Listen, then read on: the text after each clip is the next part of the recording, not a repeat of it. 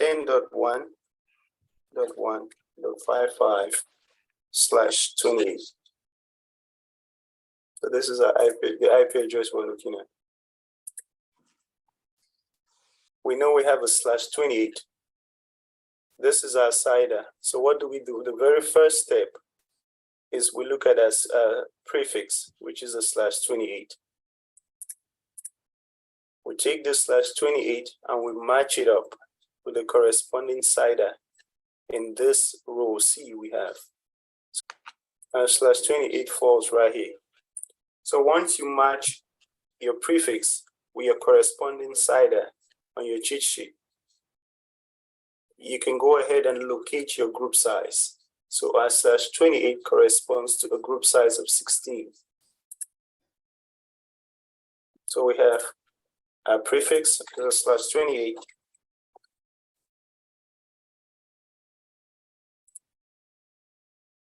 Our prefix is a /28.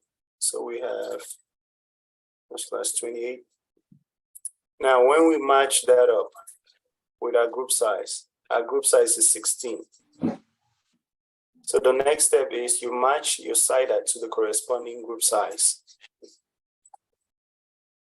So you match it up with the corresponding group size. And once you've located your group size, you start from 0 and you go in increments of your group size. Area of interest being the 4th octet. Our /28 falls in the 4th octet. So you know you're dealing on the 4th octet of your IP address. So that is the first octet, the 2nd, the 3rd, and the 4th octet. So you know that is your area of interest for this particular IP address because your CIDR or your prefix, your /28 falls in the 4th octet. So your area of interest is this 4th octet. So in this scenario, we'll call this 55 our target IP. So we know our target IP is 55. So let's say our group size is 16. Our target IP is 55. We know our group size. So what do? Beginning from 0, we go in increments of our group size. So you start at 0 in the relevant octet. So we have /28 octet 4. Our target IP or area of interest is octet 4, which is the 55. So that's our target IP octet. Our target IP octet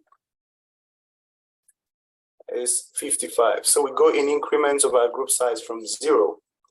So if we go from 0, we have 0 in increments of our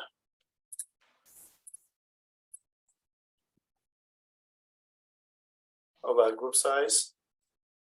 In increments of our group size, we do 0 plus 16. So what you want to do is you want to go in increments of your group size until you go past your target IP octet value. So until you go past this 55. So if we go in increments of our group size, we have 0, 16, we have 32, we have 48. We're going in increments of our group size. So 0, 16, 16 plus 16, 32, 32 plus 16, 48. So we do 48 plus 16. 64. That gives us 64. Now, 64 has gone past our target IP. Our target IP falls somewhere between 48 and 64. So our target IP falls, let's say it falls somewhere here. Let me move this over here. So our target IP falls within this range. So this is our target IP for this octet, 55. So with these calculations now, you can go ahead and solve for this attributes.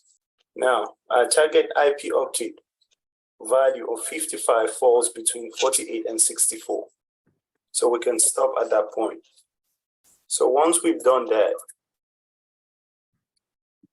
the number before our target IP, for this example, it is 55. This number becomes a network ID once you write that in the IP notation. So our network ID, let's do this. So our network ID becomes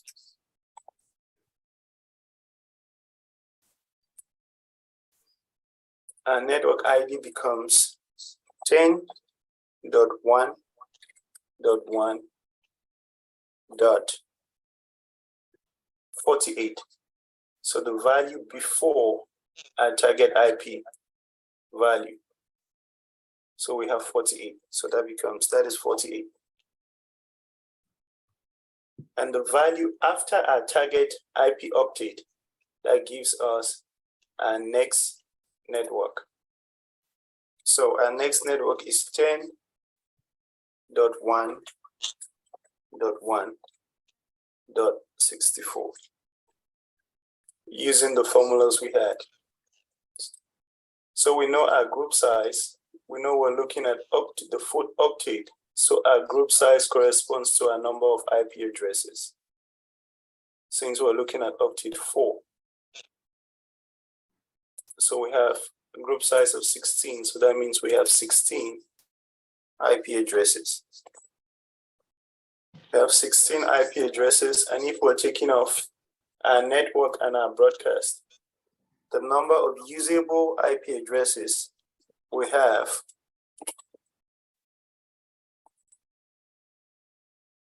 becomes 16 minus 2.